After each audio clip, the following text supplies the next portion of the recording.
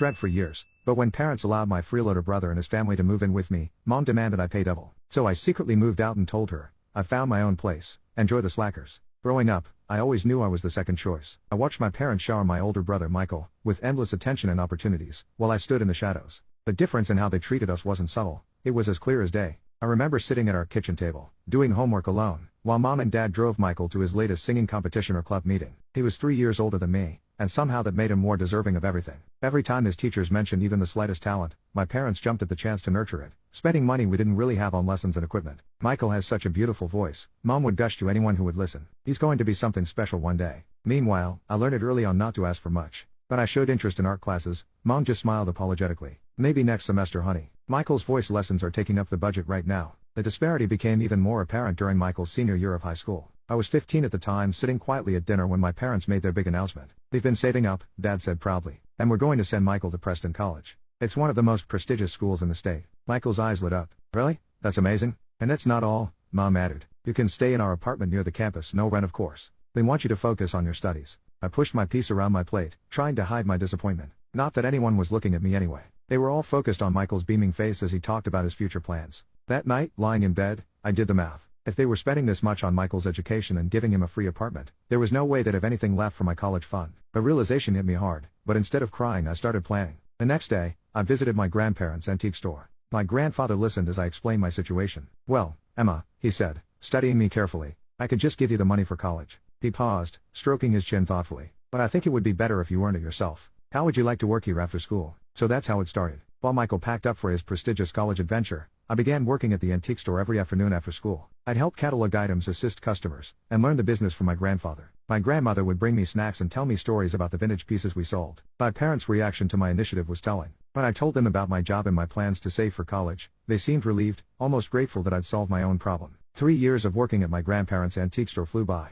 Every afternoon spent dusting old furniture and organizing vintage jewelry had paid off. I'd saved enough money for college. When I graduated high school, there wasn't much fanfare, just a quiet dinner at home. But I didn't mind. I was proud of what I'd accomplished on my own. I enrolled in the local state college, choosing a practical business program that wouldn't drain my savings. The tuition was reasonable, and I even had some money left over. Living at home and taking the bus to campus wasn't glamorous, but it made financial sense. Mom, Dad, I broached the subject one evening. I've been thinking about getting a used car. It would make getting to classes easier. Dad barely looked up from his phone. Sorry, Emma, we just don't have the money for that right now. Mom chimed in. The bus system is perfectly fine. Lots of students use it. I bit my tongue, remembering how they'd helped Michael get his license and even contributed to his first car. But that was ancient history now. My first year of college passed quickly, and just as I was finishing my spring finals, our house erupted with excitement. Michael was graduating from Preston College. Mom and Dad threw him an elaborate celebration, inviting what felt like half the town. Our house was packed with relatives, friends and neighbors all there to celebrate my brother's achievement. I was arranging appetizers in the kitchen when Michael made his grand entrance with a pretty blonde woman on his arm. Sarah, his college girlfriend. They were beaming as they walked into the room hand in hand. Everyone, Michael announced, commanding immediate attention. Sarah and I have some exciting news. We're engaged. The room exploded with cheers and congratulations. Mom burst into tears of joy, and Dad clapped Michael on the back so hard I thought he might fall over. But wait, Sarah added, her voice sweet as honey. After the wedding, we'll be moving to Connecticut. My parents own a successful business there, and they want us to take it over. Mom's tears turned into full-on sobbing. My baby boy, a successful businessman. That's my son, Dad proclaimed proudly. Always knew you were destined for great things. I stood in the corner watching the scene unfold. Nobody seemed to notice that I had just finished my freshman year with a 4.0 GPA, or that I had been working part-time at a local cafe while maintaining my studies. But I was used to it by now. The wedding preparations consumed the next year, while I focused on my studies. Now in my third year, Mom and Dad threw themselves into planning the perfect wedding for their perfect son. They took out a substantial loan to cover everything: the venue, the catering, the flowers, the band. Nothing was too good for Michael and Sarah. The wedding itself was exactly what you'd expect: extravagant, emotional, and all about Michael. I stood in my bridesmaid dress, which I had to pay for myself, watching my parents beam with pride as they danced with the happy couple. They'd spared no expense, even though I knew they'd be paying off the loan for years to come.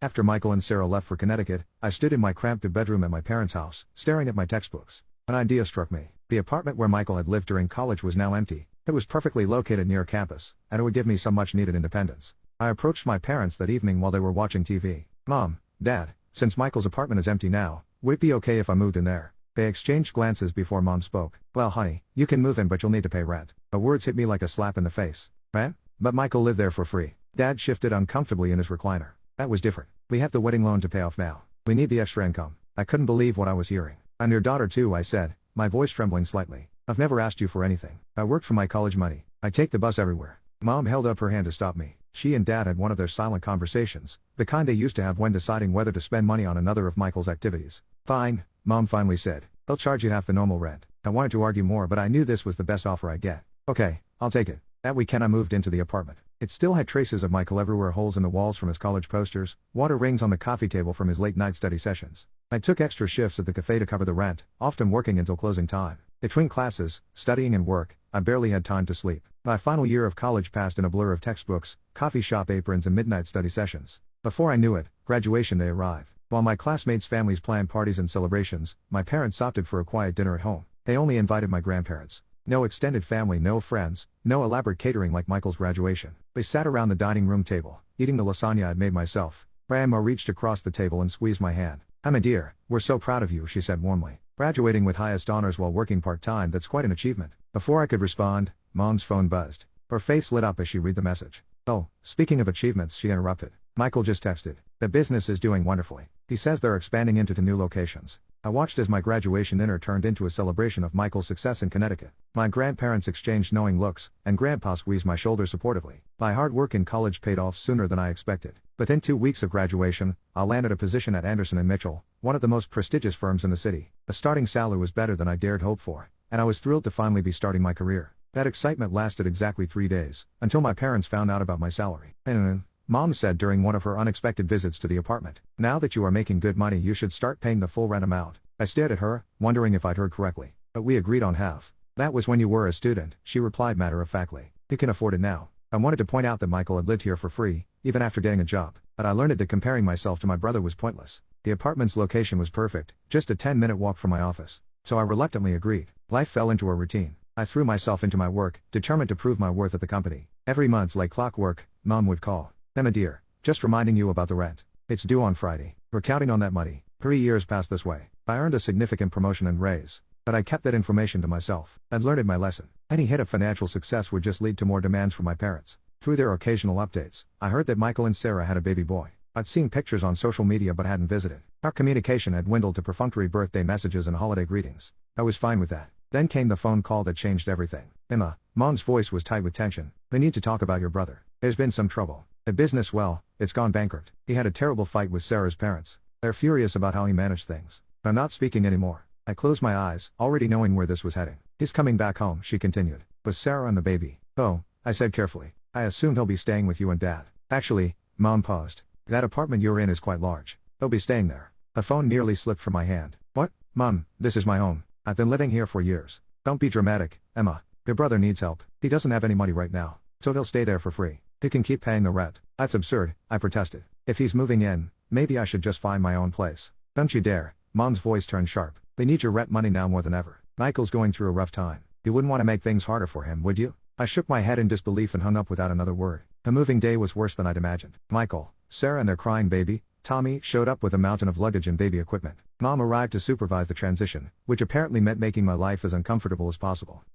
"Clear out your room," Mom directed, hands on her hips. "Michael and Sarah need it for Tommy's nursery." I stood in the doorway of my bedroom, my personal space for the past 4 years. "What? Where am I supposed to sleep?" "A living room has a perfectly good couch," she replied, already starting to move my things. "You can't be serious. I pay rent here." "Full rent and you're putting me on the couch." Mom's expression hardened. "Don't be selfish, Emma. Your brother has a baby. Babies need proper rooms." So I watched helplessly as my bedroom was transformed into a nursery, complete with a crib, changing table and all the other baby paraphernalia. My belongings were unceremoniously piled in a corner of the living room, which was now my bedroom. The next few weeks were a nightmare. Michael moped around the apartment all day, alternating between complaining about his in-laws and reminiscing about his glory days as a successful businessman. Sarah spent her time either crying or arguing with Michael about whose turn it was to change Tommy's diaper. The baby seemed to sense the tension and cried constantly. I'd come home from a long day at work to find dishes piled in the sink, toys scattered everywhere, and dirty laundry spilling out of the hamper. The first few times I tried ignoring the mess, but the dirty dishes attracted ants, and the clutter made it impossible to relax in what was now my bedroom. So I cleaned, I cooked, I did laundry, and every meal I prepared mysteriously disappeared before